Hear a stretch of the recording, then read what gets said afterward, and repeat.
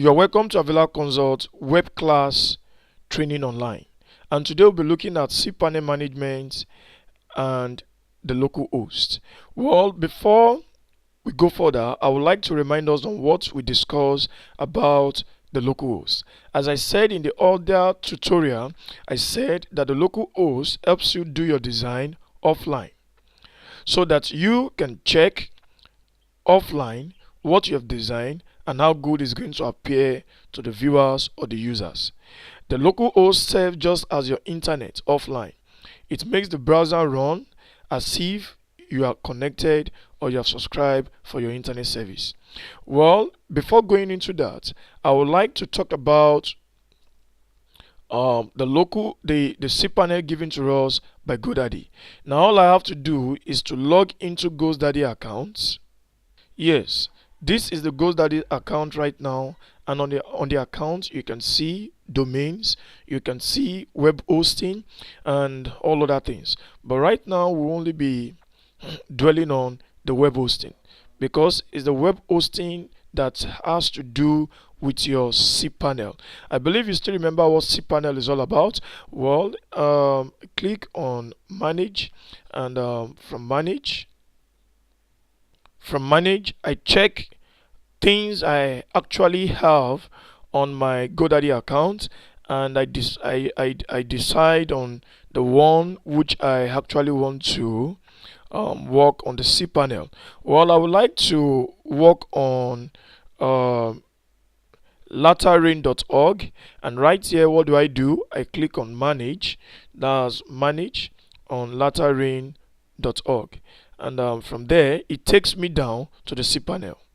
Yes, here's the cPanel I'm talking about, and on this cPanel, as you can see, you have the CPU usage, you have the memory usage, you have the entry process, number of processes, you have the input and output usage, that's I/O usage, you have the file usage, you have the disk space usage, and these are applications that are actually available on the cPanel, which you can actually install. You can install WordPress, you can install Joomla, you can install Drupal, you can install PHP, BB Forum, and so on and so forth. And you can as well bring in your well programmed,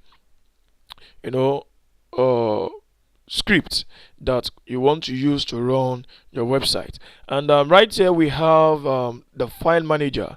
As I said in the other class, I talked about the file manager, and I said the file manager contains all the folders, all the files and documents that actually constitute your web design. And the file manager also take care of the content, bringing them together and making them work as one. And when you talk about the file manager, right here on the file manager, you can actually click on file manager and see what you have in it. That's you have your public FTP routes, which is known as the public file transfer protocol routes. And right there you can make every hidden files show, and you can also make some files to be hidden. And when you click on go, it takes you down to where you actually have your file manager content. And right there in the file manager content, these are the things that you have right here. And here you can see you have public FTP, you have the public HTML, and you have the templates, the temporary files. So in this case, the major thing that you really need to understand very well, that the public HTML helps in taking control of your web design as a whole. And for WordPress, you have the WordPress admin files, you have the WordPress content, you have the WordPress includes. And whatever thing you want to do, or you want to make any adjustment on your site, or probably there's any problem you encounter and you need to work on the cPanel, this is just the way you go about it. And very fast, without wasting your time, I would like us to go into the local host.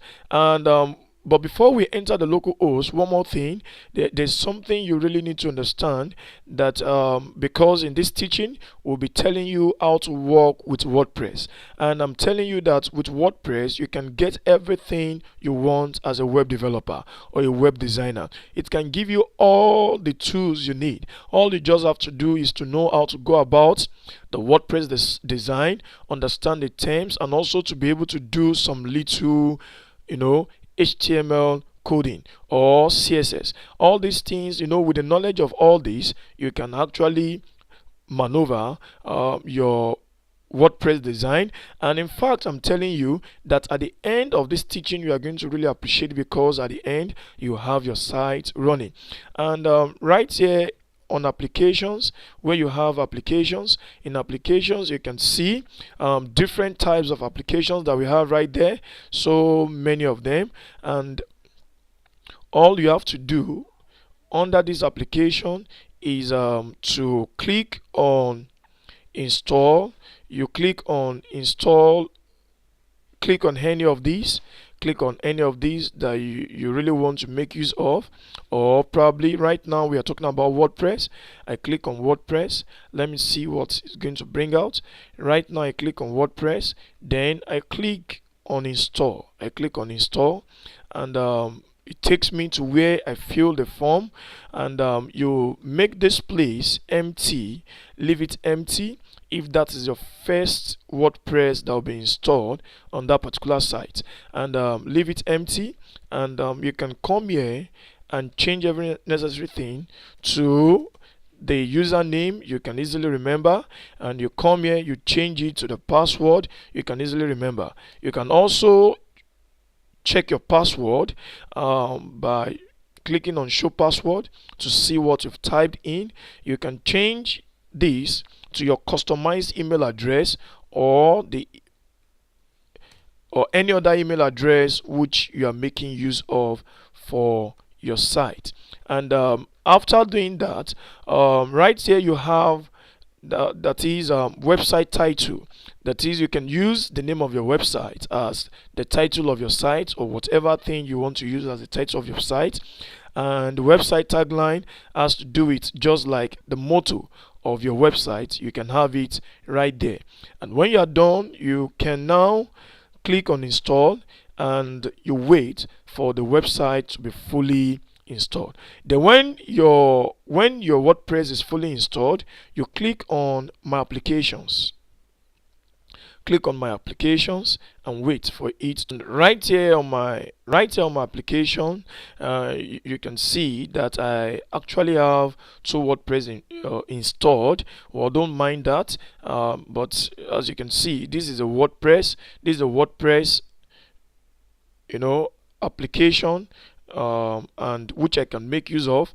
You click on this where you have www.latarmedia.org/WordPress admin.